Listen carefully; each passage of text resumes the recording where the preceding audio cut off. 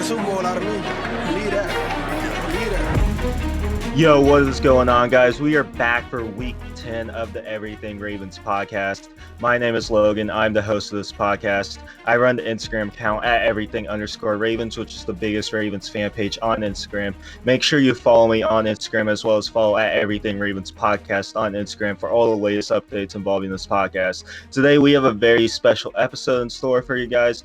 With our third official matchup preview, we did the Eagles, then the Redskins. Now we are doing the Kansas City Chiefs, a game that everyone's looking forward to. And we have not only one, but two Chiefs fans on today. We have Matthew at Chiefs Direct and Sam at Chiefs.hive. So introduce yourself, guys. What's up, guys? I'm Matthew. I'm a big Chiefs fan, obviously. I was born in Kansas City, and my dad's a really big Chiefs fan. So I'm kind of excited for the next season. I'm Sam Collinsworth, and I'm very excited for this Ravens game, debatably the biggest game of the season. And so I'm very excited. It's always been a good matchup against the Ravens. So I'm looking forward to discussing matchups and other impacts that this game will have. And, of course, we're joined by Brooks, and Kyrie is back this week. What's up, guys? Excited for this pod. Really highly anticipated game. It's nice to have so many guys behind the mic to discuss such an important issue going into this NFL season and such a highly anticipated matchup. Hey, guys, I'm back. I'm trying to figure out how I can get a loan from Patrick Mahomes, so I'll keep you guys updated on that. Patrick Mahomes signed the biggest contract in sports history, 10 years worth up to $503 million. What are your guys' thoughts on that contract, first and foremost? I'm excited to see how it will be in the future because we saw 10 years ago Peyton Manning's contract. It wasn't that big for QBs. So what are contracts going to look like 5-10 years down the road? Is this going to be a good deal for Mahomes later then when people like Watson and Lamar and even Dak, if he gets to that point, deserve these big contracts? How will that fare with Mahomes' contract and the rest of the league potentially? Yeah, I agree. I think that's the most interesting part about Mahomes getting paid is seeing exactly how the market will respond. I think maybe 5-6 years, I think there'll be multiple QBs getting paid that amount of money. So it's not necessarily, many individuals view it as a competitive advantage that Mahomes is getting paid so much. So the Chiefs don't have as much cap space to sign other players, which is very true. But eventually, Lamar Jackson's going to have to get paid, Deshaun Watson.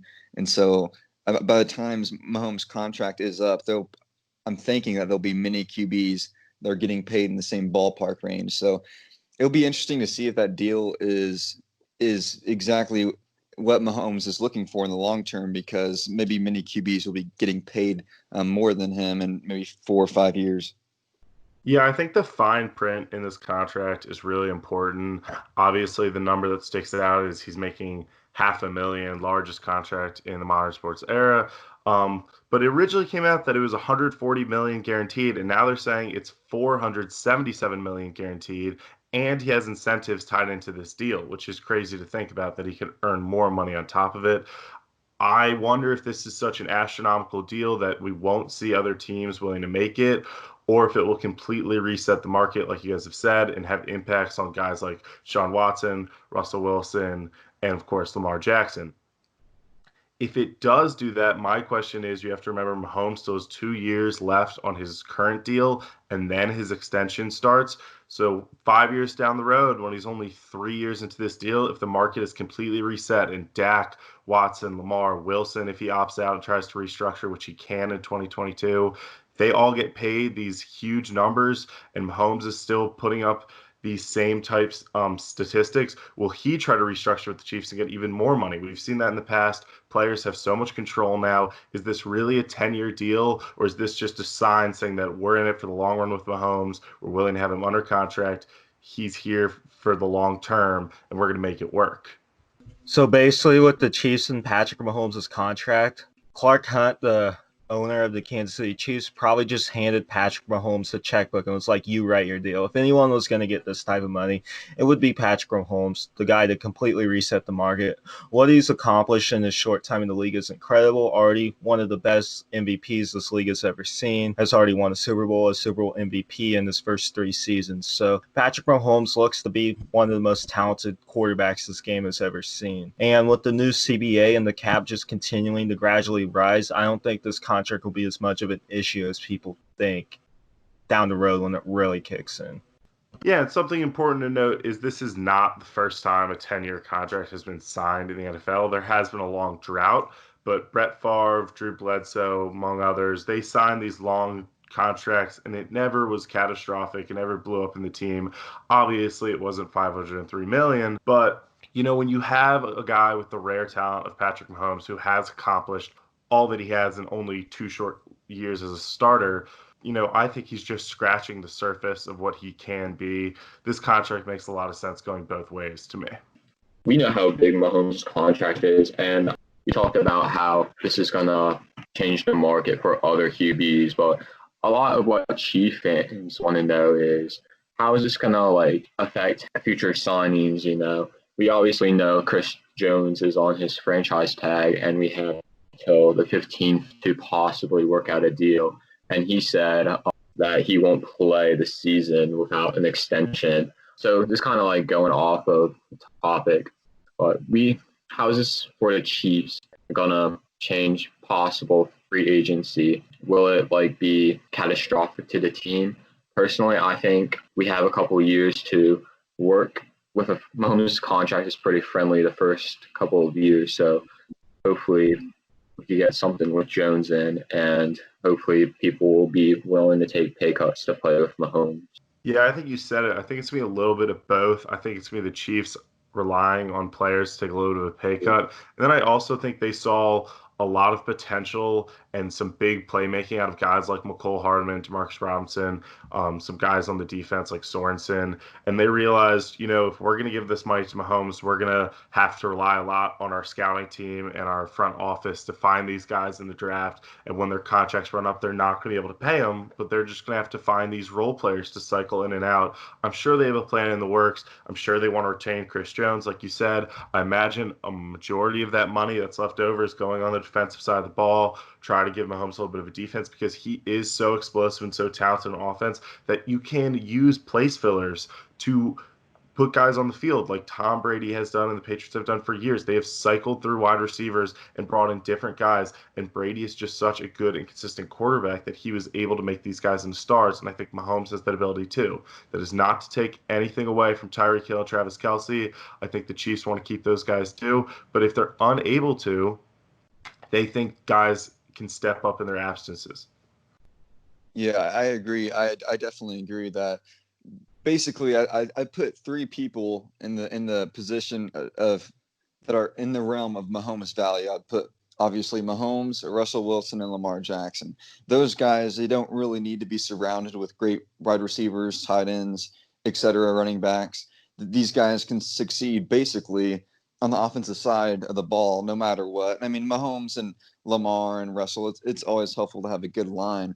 For Mahomes, he doesn't necessarily need the cap space that from his deal that's being taken doesn't necessarily need to be going to the offense to sign weapons. It's really, we're not going to be able to retain as many offensive threats, of course. Mahomes doesn't necessarily need those threats to succeed.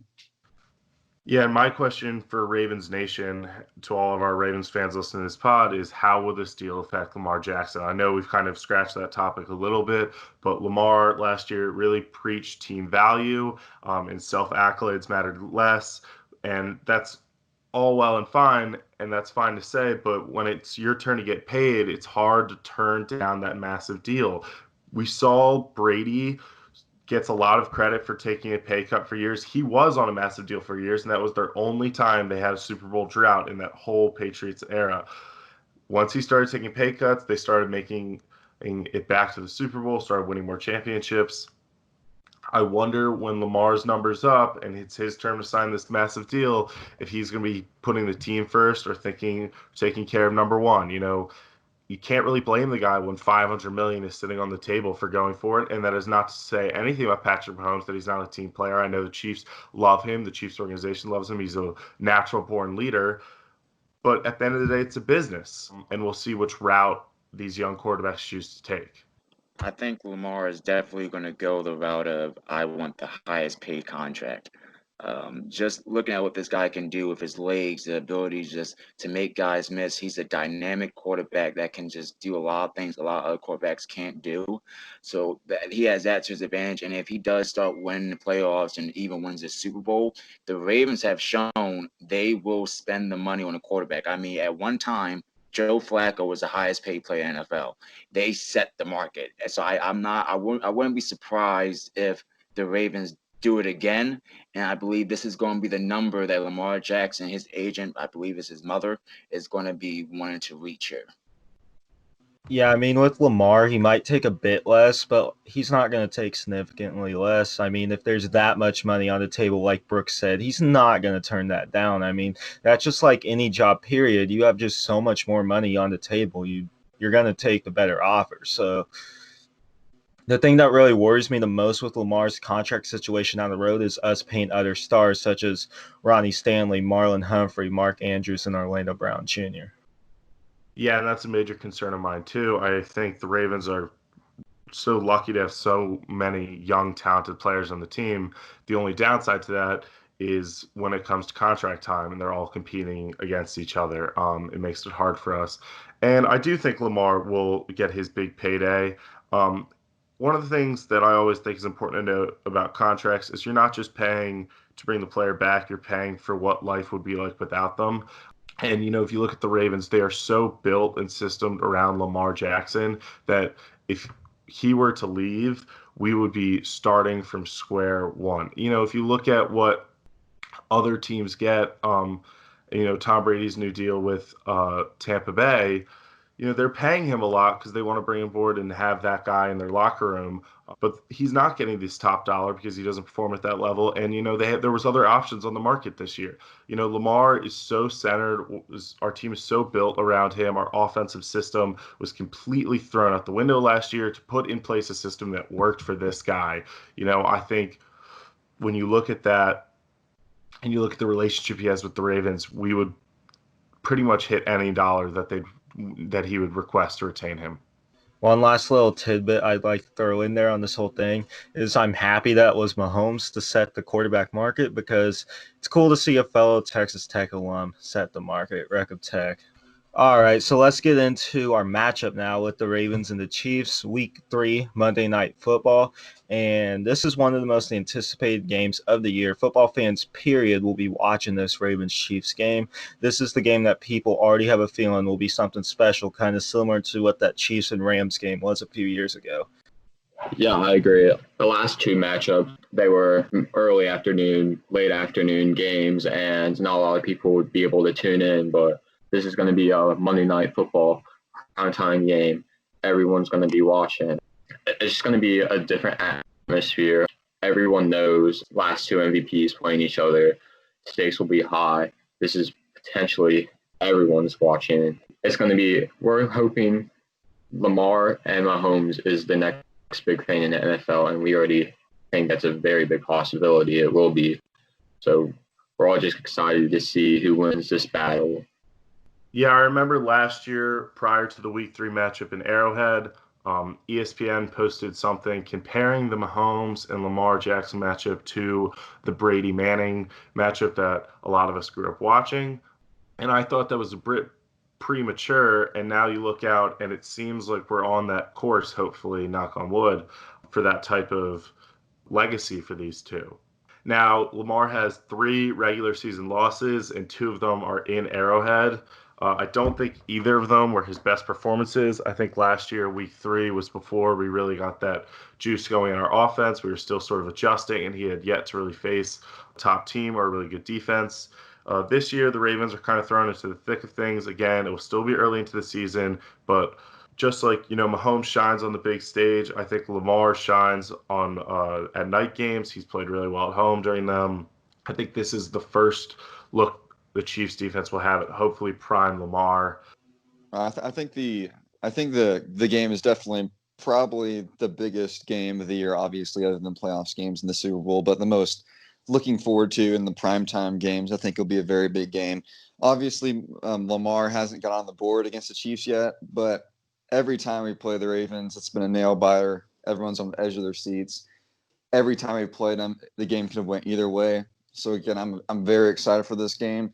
The Ravens have made some additions to their team that have boosted them, and they're improving as a team overall. And the Chiefs really haven't lost anything from last season. Hopefully, Chris Jones will be playing against the Ravens. That's another factor to be watching for. But it's definitely going to be a very good game, and I'm definitely it's going to be a hard game to exactly drop a score prediction for because it's so tightly matched.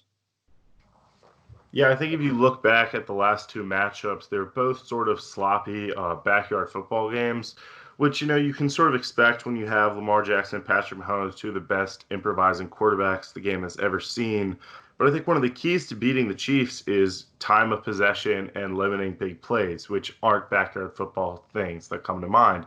So for the Ravens, I think you're going to see a lot more run heavy, some short passes, some more methodical drives.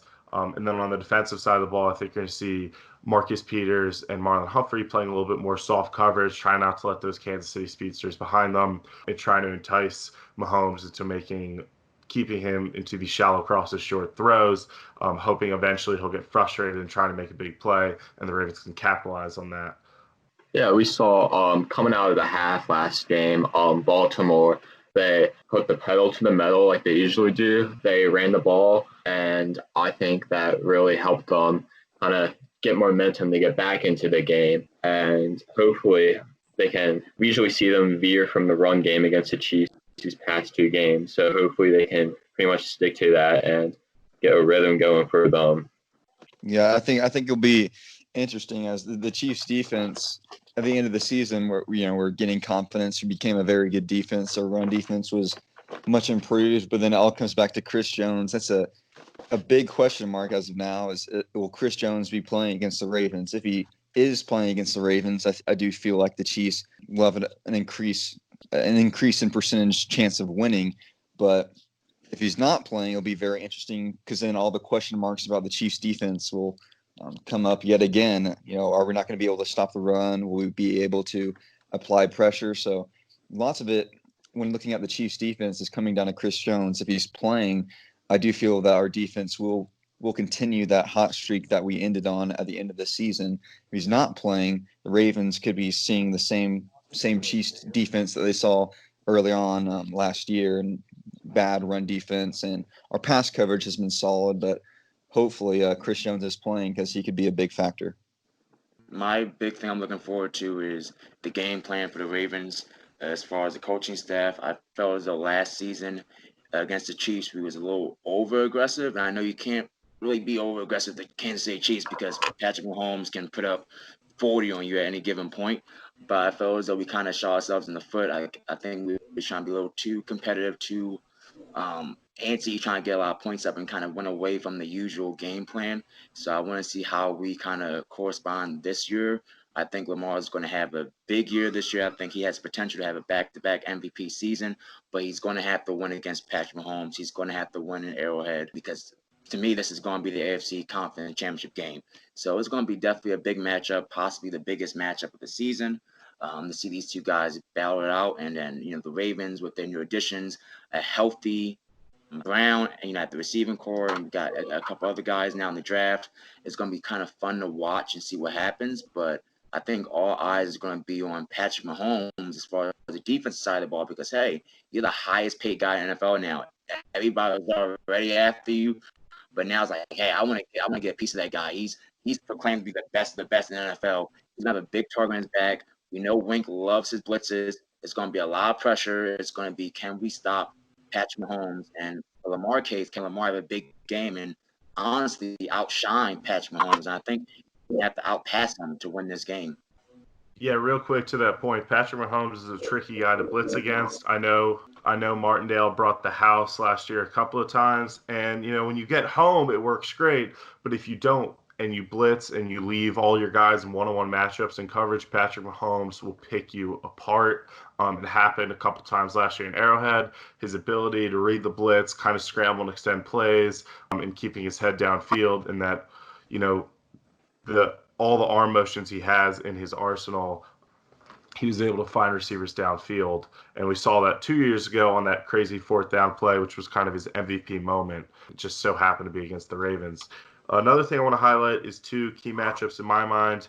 We have the Honey Badger going up against Mark Andrews. I think last year that matchup, Mark Andrews hadn't quite solidified himself as Lamar's top target, his third down go-to guy. This year, it's not a secret to anyone around the league. We'll see if we see them matching up a little bit more in coverage, putting one of the top safeties in the league against one of the top tight ends in the league. And then also the Ravens rookie versus the Chiefs rookie, the two LSU men, Patrick Queen against Clyde Edwards-Helaire. I think Edwards-Helaire is a phenomenal back and was a great pick for the Chiefs. He fits in well in their system, and they'll use him in passing situations a lot. And Patrick Queen is supposed to be a great pass coverage back. Or linebacker. I'm sure they went up against each other every day in practice. That will be a great matchup to see. I'm sure we'll see a jersey swap there after the game as well.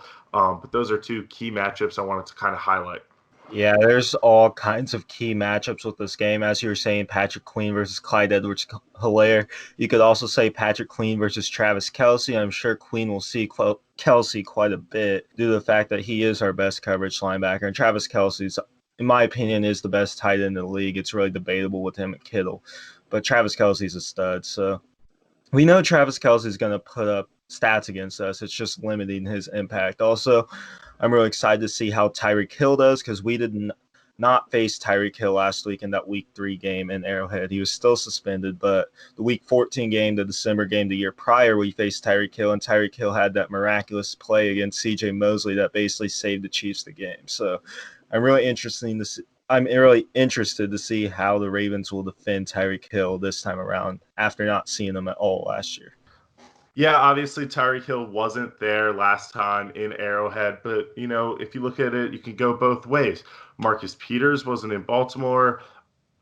Chuck Clark was not quite as familiar and taking over that full starting role. We still have Tony Jefferson back there, who's not as much of a cover guy. He's more of a blitzer, so that hurts us more against a team like Kansas City, which is a throwing team. And then, you know, Jimmy Smith, he was in a different role. I couldn't remember if he was hurt at that time. I know he was injured early in the season. And we should have Tavon Young back as well to go up against some of those McCole Hardman type guys in the slot. So it will be a completely different match across the board. I think that's kind of what's exciting about these matchups. You know, this is our third straight year of this, and each time it's been a little different. I think now they each have an MVP. They each have a goal in mind to either get back or get to the Super Bowl. And even though it's so early in the season, this is a game I'm sure they both have circled on their schedule and want big games. You already compared it to the Rams-Chiefs game, that Monday Night Football thriller from 2 years ago.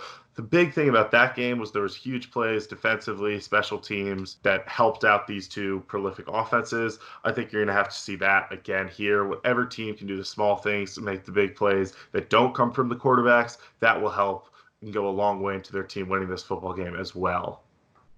Yeah, I'm very excited specifically for, you know, like Tyreek hopefully he won't be injured this time around, but yeah, I feel like that with Tyreek most likely playing, and I'm also very glad it's early on in the season, so there's a good chance that we could possibly be seeing a legit, you know, AFC Championship preview with players who are not injured.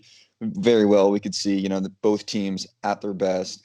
Another thing to watch out for is Tyreek Hill obviously is a speedster, but McCole Hardman was mainly known for his return abilities last year. He wasn't as great as a wide receiver as we'd have hoped for. He had a little dropping the ball problem, stuff like that.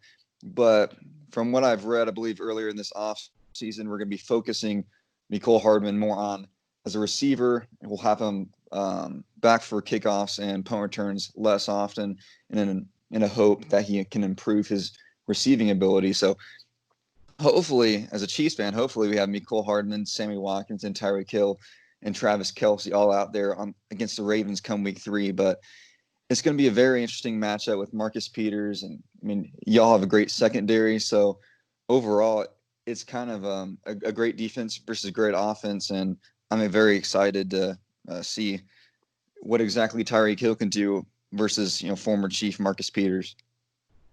Yeah, that's one point I was going to bring up. I'm really excited to see how Marcus Peters does in this game. I'm sure he'll be extremely motivated playing his former team. This is a game he probably has marked down on his calendar. And with Marcus Peters, a few years ago against the Chiefs when he was on the Rams, he had a good game. Last year against the Rams when he was on the Ravens, he had a good game. So I'm sure he's going to be really fired up to face the Kansas City Chiefs as a member of the Baltimore Ravens in this game. All right, I know we could talk about this Ravens-Chiefs matchup for days. There's so many layers to this game, but I want to ask our Kansas City experts here someone brought up how this could be an AFC Championship preview. Who else do you guys, think is a contender to win the AFC or rival the Chiefs and the Ravens this year, and try to make it as the Super Bowl representative from our conference? Well, we saw last year, the Titans had an excellent playoff run, and I'm really excited to see if they can come out in the South. Obviously, the Colts signed Phillip Rivers. Very interesting to see as well. So I'm kind of looking my eyes on the Titans with Tannehill getting signed, Henry on the franchise tag. It's very interesting to see how they will bounce back from a great playoff run. I'm interested. There's a few teams I've been keeping my eye on. Obviously, the Ravens are utmost of the most importance, other than the Chiefs. When I look at potential Super Bowl threat to taking the Chiefs out in the AFC Championship, I do think the Steelers with Big Ben back. It seems like he's lost some flubber. Maybe he's in best shape. So maybe the Steelers can make a run. They're always seemingly irrelevant as long as Mike Tomlin's the coach. And I feel like the Titans, I'm not as impressed with the Titans as possibly making a run this year due to basically having all their eggs in one basket and Derrick Henry. I feel like teams will figure out how to stop them. And if they do that, then it's a pretty easy victory when it comes playoff time. But I'd say the Steelers, Ravens, and I do think the Texans also pose a threat, as well as the Patriots and potentially the Bills. They have a nice defense. If Josh Allen has a career year, the Bills could be an awesome threat as well. Yeah, those are kind of teams I'm looking at. I know the Texans kind of blew up their roster this offseason with trading DeAndre Hopkins, but as long as Watson's their quarterback, they're going to be a decent team. The Titans, I kind of think they were a fluke, but we'll see how they do this year. The Colts, who I've already said I think are going to be one of the best teams in the AFC this year. I really like what they've done. And then the Bills, the Patriots, you can never count out. The Steelers, you can never count out. Even the Chargers, so I'd mentioned before, I think could be good if they get their quarterback situation figured out. So I think the AFC could be a potentially interesting conference, but I really do think it's going to be a two-team conference with Kansas City and Baltimore.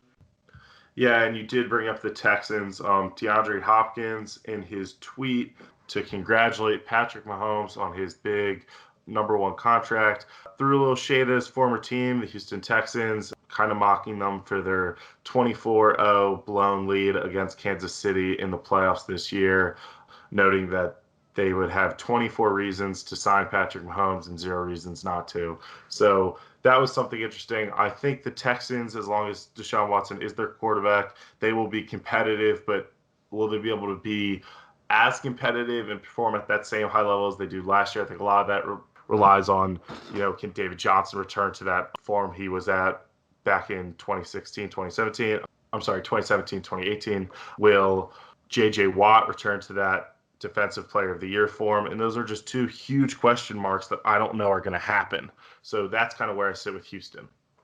All right, so one last little tidbit I'd like to throw in here regarding the Ravens and Chiefs matchup is that another guy who I think is going to be really motivated for this game in a way isn't even a player, it's a coach. I think Wink Martindale is going to be super motivated for this game. His defense has been super stingy against basically everyone, but the one guy he has not been able to figure out is Patrick Mahomes. Granted, nobody can figure out Patrick Mahomes. Patrick Mahomes is a stud. He just destroys any defense you put in front of him. But I think Wink Martindale is going to be really looking at this game to really find a way to at least contain, slow down Patrick Mahomes. Because Patrick Mahomes can make a big play anytime he steps on the field. Yeah, and you brought up the coaching debate. I think the John Harbaugh, Andy Reid is always a good matchup that sort of flies under the radar. Obviously, Harbaugh is the Andy Reid prodigy, and Andy Reid's always sort of had his number in this matchup. I think they're both phenomenal coaches and both great offensive minds. I think Harbaugh, I love him, but I think he got a little rattled last year. Kyrie already talked about this a little bit, played it a little too aggressive, was a little nervous. I think we have more confidence in our team now. I think we'll be less nervous. We're at home for the first time in this Mahomes Lamar matchup. I think that will play a factor in this matchup as well. Harbaugh did kind of get a little bit rattled in the atmosphere last year versus Kansas City. This is a big team. Patrick Mahomes, Travis Kelce, Tyreek Hill, we know him very well.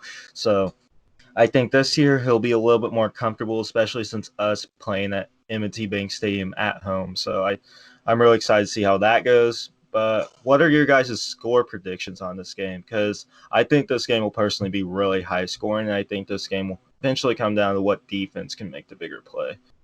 When looking towards this game, again, I think the Ravens could easily win. I think the Chiefs could win. It's going to be it's basically you can't go wrong when predicting this game, predicting the winner at least. I'd say due to the history of the matchup and the Lamar hasn't got on the board against Mahomes yet, I would say that the Chiefs will win this game. Again, I think it'll be very close. It could go either way, but I'd have the Chiefs winning 37-31. That's my score prediction. But again, like I said, the Ravens are a tough opponent, and I wouldn't be surprised if it was closer than that or if the Ravens ended up winning. Yeah, I'll go 38-31 Kansas City. I won't count out Baltimore though. They're a great team. I think it's just going to come down to one special teams play. And I was thinking about this. Mahomes, he didn't get on the board with Brady his first year, obviously, and we saw last year he finally did. So part of me thinks that Lamar might do the same this year, but I'm just hoping Kansas City can get in the M&T and hopefully pull out a win on this Monday night game. Yeah, for me personally, like I said, it's going to be very high scoring. I'm probably going to go in that 38-35 range. I think Baltimore win this game. I think we're going to be really motivated to face the Chiefs because the past 2 years the Chiefs have beat us. Now we get them at home in prime time. This is the game that, like I've said a million times, the team's probably going to be looking the most forward to. So I think they're going to become super prepared, super motivated, and they're going to find a way to finally beat the Kansas City Chiefs. Okay, I'm going to go 42-35. I think it's going to be a high, explosive offensive game. I do have the Ravens winning. I think it's going to come down late in the stretch, final 2 minutes, 3 minutes of the game. Ravens keep the Chiefs off the field, keep Patrick Mahomes off the field for a game-winning drive. Yeah, and like you said, I think the biggest key for the Ravens winning this game is keeping Patrick Mahomes off the field as much as possible.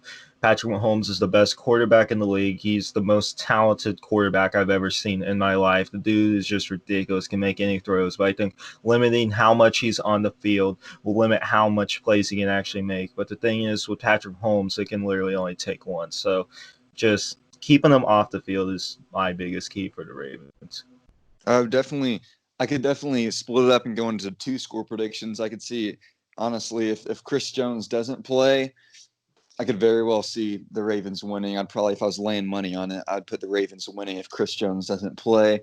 But, if Chris Jones does play, I'd probably stick with my score prediction. So, again, I'd say he's the big X factor when it comes to the game. So, it will be a very interesting game whether Jones plays or not. So, but if Chris Jones doesn't play, I would give the edge, and I feel like the betting line would favor the Ravens if Chris Jones is holding out.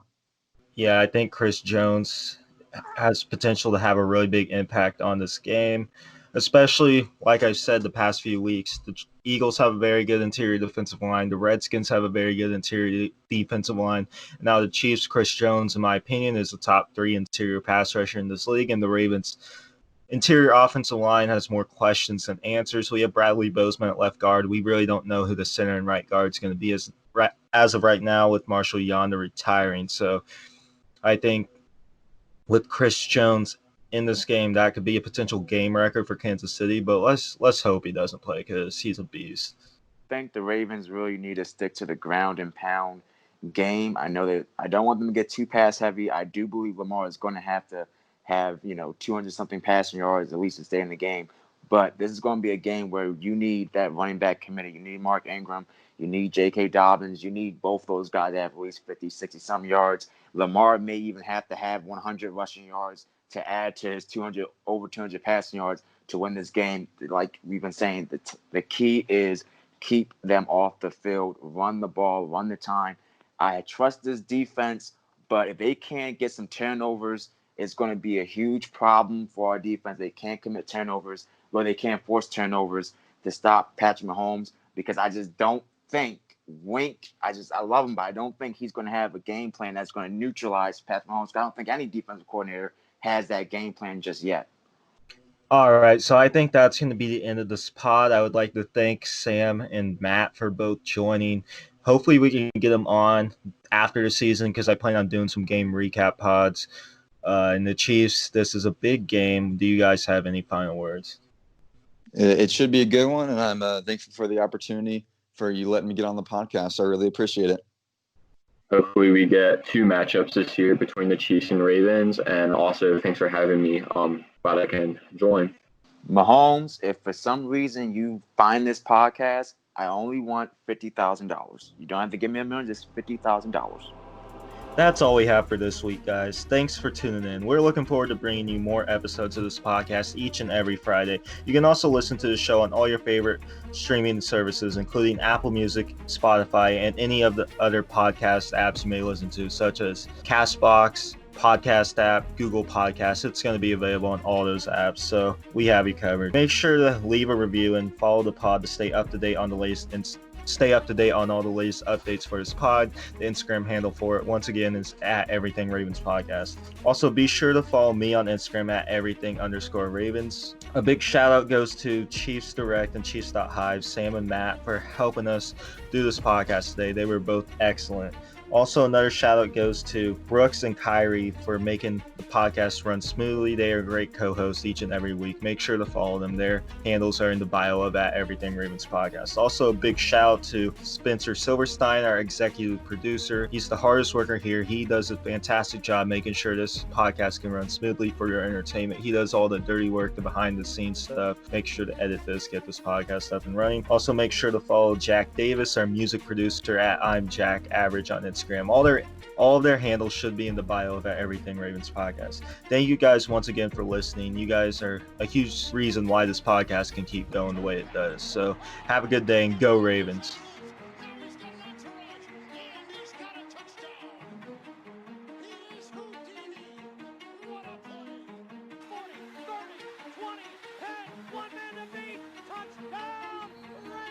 They gonna get a Super Bowl out of me.